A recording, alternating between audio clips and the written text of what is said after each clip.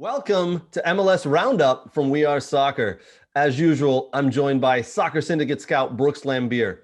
It looks like there was another crazy weekend of MLS soccer to talk about. Brooks, you ready to jump right in and jump into these games, man?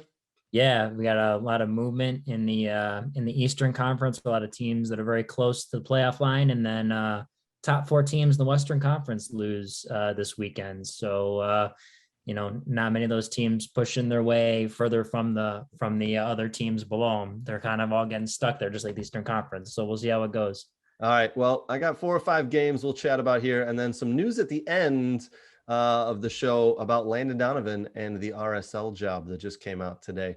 So before we get to that saucy news, why don't we talk about the games from over the weekend?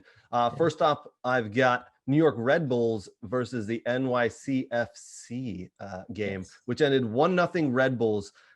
Just so you're aware, these two are tied for 8th in the East. NYCFC leading on goal difference, only a 6-goal difference there. So they're tied 8th. They're not in the playoff spot, but they're both fighting for the playoff spot. I know you watched this game. What were your thoughts, buddy? Yeah. So tale of two stories with those two teams is, Red Bull was kind of sitting in the bottom end, like bottom middle end of the table, kind of like 8, 9, 10 spot or, around there. And NYCFC was at one point above the playoff line, and both have really gone in different directions. So New York City hasn't done very well of late, and they've lost a lot. And New York Red Bull have known they've had to win, and they've had to come out with results, and that's what they've done. And now they're tied with NYCFC, just right below that playoff line in the 8th spot. Mm-hmm. So this was huge for New York Red Bull. Caceres Jr. getting the goal off the set piece early in the 3rd minute. And unfortunately just, causing a lot of problems. Maxi Morales just couldn't get on the ball. The number 10 for NYCFC had to drop in, and he was coming down by James Sands and Keaton Parks a lot. He trying to get the ball into play. And, for being a playmaking number 10, Maxi Morales at only 5'3", you want the guy playing in between the lines so the guys can break the lines, and he can then use his playmaking ability to slip the other guys through. So it's been quite the story. And also it's been tough for NYCFC this year with the Yankees playing in the playoffs and such. And, the issue with New York City playing in Yankee Stadium is that some of the games they have to go play are at, New York Red Bull Stadium. So, they're playing home games in their rivals stadium, and, New York Red Bull was home this time at Red Bull Arena, but it's just, it's it's all those issues where a lot of those NYCFC fans want a stadium in the Bronx. And I know the owners are trying to put one there, and, there's advantages and disadvantages to playing Yankee Stadium because it's a little smaller lengthwise and widthwise than Red Bull Arena. But listen, NYCFC have to find some wins here if they want to make the playoffs. And, who knows what's at stake for Ronnie Dyla here on NYCFC. Hasn't been there for long, but you're expected to win being a part of Citigroup. Yep. So, and kudos to New York Red Bull, with their new coaching staff they brought in after Chris Armas leaving, and, the foreign staff getting it done and changing it up a little bit, bringing in some new players. And, there's a lot of resilience with a lot of those guys. And as we kind of talked before, there's a lot of mixture of internationals, MLS veterans, college players, homegrowns. So it's interesting when you kind of compare the two teams. And, NYCFC had played at some of their homegrowns in that match, but they kind of go a little differently with heavy in internationals and, bigger name internationals, or bigger, I guess, more talented internationals, maybe per se, than New York Red Bull. But tale of two stories, and Red Bull is, they are pushing for the playoffs right now. Two teams heading in opposite directions, kind of thing, like you were saying there. If you had to put money on it, you'd think that Red Bulls are going to go on and get into the playoffs here. They're only a point out of 7th, so 2 points out of 6. It looks like they're going to continue this winning streak, hot streak, and get in. And NYCFC just dropping like a stone in water, man. Interesting. We'll see. I do want to hit upon one point you said there. I don't think I've ever met anybody who enjoys watching or playing on a baseball diamond. Terrible situation. I've tried to do it once before. It is horrible. No matter how you configure a soccer field down there, it just doesn't work. Exactly. So hopefully they can find land in the Bronx there to put a new field. But talk about trying to find land in one of the most expensive areas in the world. Yeah. Good luck to them there. Yes. Yeah. All right. One of the other games this weekend, Vancouver versus Sporting Kansas City, 2-1 Vancouver. Vancouver needed to win to keep their playoff hopes alive. Currently eighth, a point behind Minnesota. What are your thoughts on this game, buddy? Yeah. So this was I mean, let's just start with, and we've talked about it before, just Vancouver with the coaching change, with the parting ways with Mark Dos Santos and his brother, who was the top assistant. So Mark, the head coach, and his brother, the top assistant, and Ricardo Clark and the interim head coach just kind of stepping in and kind of changing the direction of this team. I mean, it looks like they have life, they have energy, they want to play.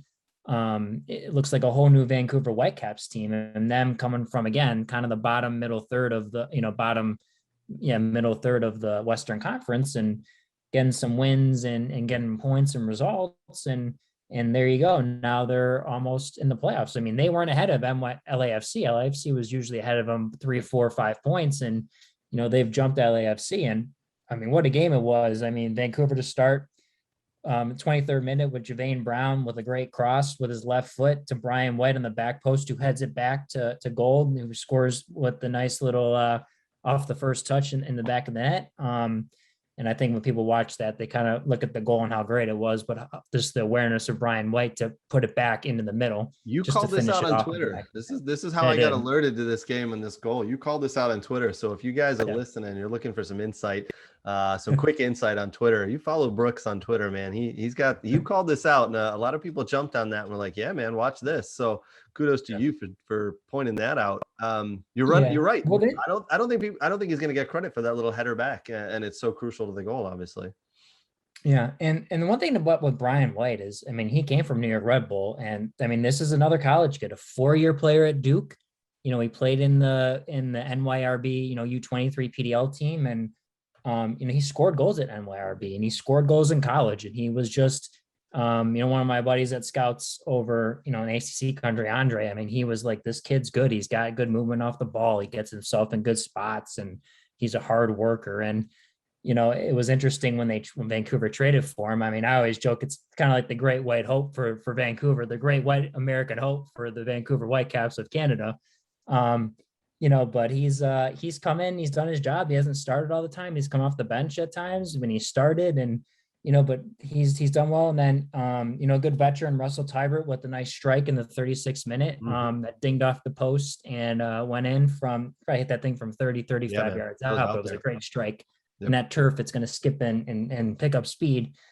And then Johnny Russell, right before the half end, just kind of slotting it in the corner and making it 2-1. But unfortunately, SKC just couldn't get the tying goal or the winning goal in the second half. And if SKC is going to stay on top or try to catch Seattle, they need to win. So, but I mean, if they can secure a top 4 spot, they'll have home field advantage, but you want it as high as you can so you can go deeper into the playoffs with home field advantage. But I'm sure Peter Vermees is a little upset, and but Vancouver, I think, is happy at the moment with this result. Absolutely. They got to be happy, obviously, beating Sporting Kansas City, who are second in the division, 5 points behind Seattle. I don't think they're catching Seattle.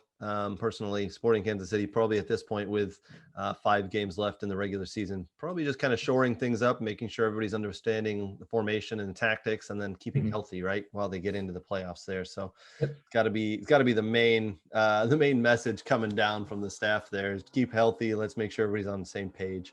Yeah. But yeah, Vancouver, creeping on up there in 8th. They are a point behind Minnesota, 2 points behind LA Galaxy. So, they've got 5 games left. Anything can happen the way they've been playing. So we'll see. We'll see how they can do it. It's the funny part is if you look at all the Canadian teams, it was always like Vancouver kind of would just make the playoffs or just below, and then it'd be TFC would either be high in the list or just come out of nowhere and win games in the second half of the season and make the playoffs. And then Montreal was the team that always struggled. Now it's like Montreal is in the playoffs, and now we have Vancouver kind of in the same position, and TFC is just like boom, right at the bottom of the Eastern Conference. So it's an interesting how these Canadian teams shift a little bit, and that's a lot to what Thierry Henry did for Montreal Impact. Then obviously leaving to take the pundit job over in Sky Sports, but yeah, it's been quite an interesting time for a lot of the Canadian teams. It really has been a strange year, quite an interesting time. You're right, for those Canadian teams. See how they do once they get, if Montreal's going to get into the playoffs for sure. Yeah. Hopefully Vancouver can as well. Yeah. A team that's been dropping like a stone, but did pull out a victory this week, LAFC versus San Jose. LAFC with a big 3-1 win. Christian Arango scoring twice and adding an assist for LAFC. I got to be honest, man. I was really impressed with the first half passing from LAFC. Just really impressed with how they kept the ball, looking to get the men up top involved, and one touch and two touch little layoffs. Really, really nice passing from them in that first half. No, yeah, I mean, Arango, stepping up when Carlos Vela has been out with injury and hasn't performed to his standard, and the standard he's had since he's entered MLS has been huge. So finding another scorer to pick up the slack a little bit, and then, Danny Musovski and some of the other guys, Musovski's a college guy at UNLV, scoring early in the 3rd minute. But again, just kind of LAFC finding guys to fill in and jump in and make a difference and to squeak out wins. And Bob Bradley knows it. Bob Bradley knows this, there's 4 or 5 matches left. Like, they need points no matter what in these last 4 or 5 games. They have to at least get a point from a few matches, and they need a couple 3-point, matches so they can, hopefully get into the playoffs in the bottom. And honestly, if you're going to meet LAFC and they get like a 6th or 7th spot, as a 2 seed or a 3 seed, do you really want to play LAFC, who that they can, they've been dangerous on set pieces throughout the year. If they do get Carlos Vela back and Arango's doing well, and Atuesta's always been solid, and it looks like they've kind of figured out the situation and the goalkeeper. So, who knows what's going to happen against LAFC? They can upset some team, at least someone in the first round, and hopefully move on to the second round. So, and San Jose has been there. They've been winning, then they drop points. So, yeah, a little up and down. Well, I'll tell you, for LAFC, here are the remaining games they've got. They play Dallas, then they play Minnesota.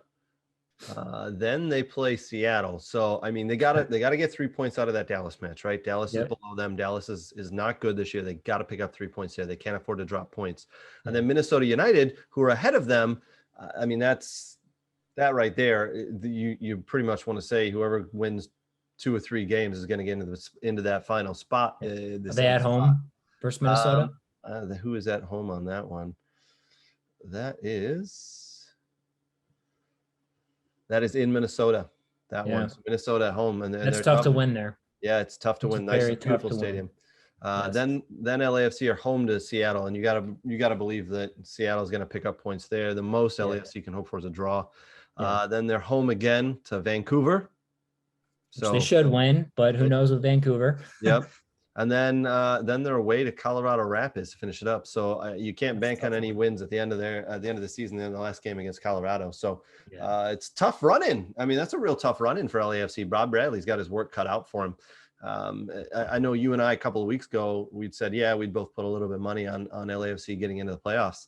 The position they're in right now and those games they've got left, I want to pull my money back off the table because I don't think they're going to do it. So we'll see. Yeah. I think the Dallas result will say a lot, and then how they play in Minnesota, and then we'll see how they finish the last 3 games.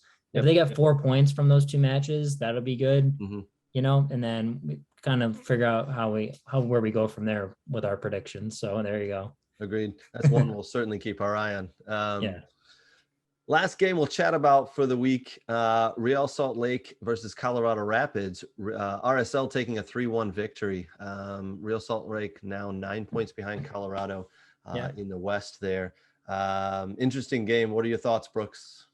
Yeah, RSL, has been tough at home. They've been battling. They've been they've been finding results, and they've kept themselves in the above that playoff line. Mhm. And that against the Colorado team that unfortunately is kind of they lose a lot of guys to international, with Mark Anthony Kay to Canada and Acosta, and then some of the other international guys they have. So but I mean, guys stepping up when they need to. Damir Krylak scoring in the 13th minute. Ruby Rabin, who's been pretty consistent throughout the year, finding big time to score goals. And, Julio scoring at the end. And I don't know if anyone saw Brian Dunsett's call: the pivot, the turn, the touch, the speed, the nuts. Yeah. 5-hole in Will Yarbrough. If anyone sees that, you need to go follow Brian Dunseth on Twitter, because that was a great call. That's a Dunny call right there. So yeah, I'm a huge Dunseth fan, and I gotta be honest, your impression is almost spot on, man. You've got that little growl at the end of his voice. You got it, man. You could be an impersonator. We should put you on a podcast and get you to pretend to be him, man. But that Dunseth call was an awesome call. The spit and the fire in the nuts. I love it. Awesome. I mean, that's a good win for RSL right there over Colorado, who we're missing a few players and have been a little bit up and down the last couple of weeks. RSL, they are in, I want to say, what are they in, fifth at the moment? 1, 2, 3, 4, 5. But they still need to pick up a win or two here and there to secure that spot, because, as we just talked about, LAFC, Vancouver, Minnesota, hot on the heels. So another interesting keep our eyes on. Exactly. Also, RSL taking home the Rocky Mountain Cup as well. So not many people know we have the Cascadia Cup between Seattle, Portland, and Vancouver. Those three, whoever has the most points and the near amongst them, gets that. And then between RSL and Colorado, same thing. They take home the Rocky Mountain Cup. So it's back in Salt Lake. So there you go. There you go. One for the fans, really, because outside of the region, no one really cares. But one really knows. So well done, RSL and your fans. All right. I mean, that was some pretty good games this weekend. Some other news that came out today, Brooks, that we want to chat about real quick. Landon Donovan is officially pulled out of the running for the RSL job. We know they are looking for a new manager. Landon Donovan, 39 years old, coaching right now in the USL Championship. San Diego Loyal is the team he's coaching. He's pulled out. You and I had a conversation before that maybe he feels he's not quite ready to step into the big time of MLS. I have no doubt he will be there one day. Looks like he is really trying to be a coach and really go the distance, but he maybe is a good thing. You think he pulled out to get a little bit more experience in the championship? Yeah, I think what's nice with Landon Donovan is that he wants to be involved in soccer, but he doesn't want to be controlling, or he doesn't feel as if, hey, I was this great player in MLS, and I went on loan to Everton and I had a great spell over there on loan, and I was this great national team player, and at such a age of, I think you said 39, he can just step right in and say, hey, I can manage an MLS team. I think Landon's always said, I want to learn. Like, I want to do it the right way. I want to learn. I just don't want to be this figurehead that comes in and just takes over and then everyone, and then it, take over. And then if things go south, obviously it's never good for someone of that status, but he wants to learn. And I think that says a lot about his character. I know he's a very fiery individual, and, he wants to do right. And I think, I've always been a big supporter of him after everything that happened with his team last year with the incident against LA Galaxy 2, and then with Phoenix Rising, standing up for his players and standing up for things he believes in, and standing for causes. And I strongly believe that people need to do that, and that he does that. But yeah, I think it's just with him, just taking it one step at a time and developing as a head coach. And I think he's got a good staff with Nate Miller and Tim Daniels there, two coaches that were with Lansing Ignite that were coaching at Spring Arbor University a couple years ago in Michigan. So to be over there with Landon Donovan in San Diego is quite an experience. But I think that's a lot that Landon's willing to learn from Nate and Tim and other people around him and in the game to be a better coach, and then to eventually then move on to a bigger job if he wants it. So that says a lot about Agreed. Says a lot. his character, I think. Exactly. Says a lot about his character. It's great to see some Michigan connections in his coaching staff. I just hope that you and I don't put this out, and then within a week he takes one of the other MLS jobs and proves us wrong. But I think you're right. It just shows that he wants to go back to San Diego Loyal and still learn and take his coaching staff and take all the knowledge he can. Let me ask you a quick question. Let me ask you about Landon Donovan here. In their primes, who do you got? Is it Landon Donovan or Clint Dempsey? Who are you going with if you get one choice? That's a tough one. Because they were both very big time players that had big moments for the men's national team. And I know Clint at Fulham had big moments, and Landon did at Everton when he was on loan. I wish Clint was with Tottenham a little longer, because I think he would have had some big moments as well. I really left Fulham a little earlier. Yeah. I was always a Clint Dempsey fan because I always loved his flair and his style. And both of them were kind of assholes at certain times. Like, they were assholes and like gritty, like F you, when I'm playing you on the field, and then we're good off the field. Yep. I will say Clint Dempsey in that one US Open Cup where he grabs the yellow card book, whatever, from the referee, and he like tears it up or throws it. It was very quite a move from Clint Dempsey. But I'm definitely a big Clint Dempsey fan. But like Landon Donovan's like right there along with them. Yeah. But I don't know. I mean, I like what Clint's doing in the commentary booth. To be honest with you, it's nice to see him on CBS commentating on the games with Onyewu and Charlie Davies. So yeah. I love watching Onyewu and Charlie Davis. I think those guys know what they're talking about. We'll leave it at that. Because I don't think Clint Dempsey is quite the guy that fits in with that crew, but that's okay. We'll see if he can grow a little bit and do more and grow on me. We'll see. Yeah. All right. Hey, maybe he'll go fishing. He'll be like, yeah, it's not for me. I'll go back to fishing. Yeah, maybe the quiet life. Maybe he'll try to do it and show up with his sunglasses and his camouflage sport coat again. I don't know. Yeah, he doesn't quite do it for me, but I will say I'm a huge fan of Onyewu. I think he's really good at breaking games down as a commentator. So I will say that. So officially you'll go with Clint Dempsey if you had to choose between Dempsey and Donovan. Yes. All right. And this was for playing or for coaching? Oh, for playing. Oh, for playing. Okay. Yeah, for playing for sure. Yeah. So I like to ask people that to see where they lie. And most people, it's a tough decision, but most people kind of go with. I actually want to say it's 50-50. 50-50. Yeah. The two U.S. men's national team legends, right? Yeah. Legends of the game for us here in America and the men's team. So it's always fun to ask and see where people go with that. All right. Yeah. I think we'll wrap it up for this week, Brooks. Thanks again for joining. That's another really good edition of MLS Roundup. Again, man, every time we chat, I learn something new. So appreciate your time, and we'll see you next week, buddy. Yeah, thank you. I'm looking forward to next week. All right. Cheers, buddy.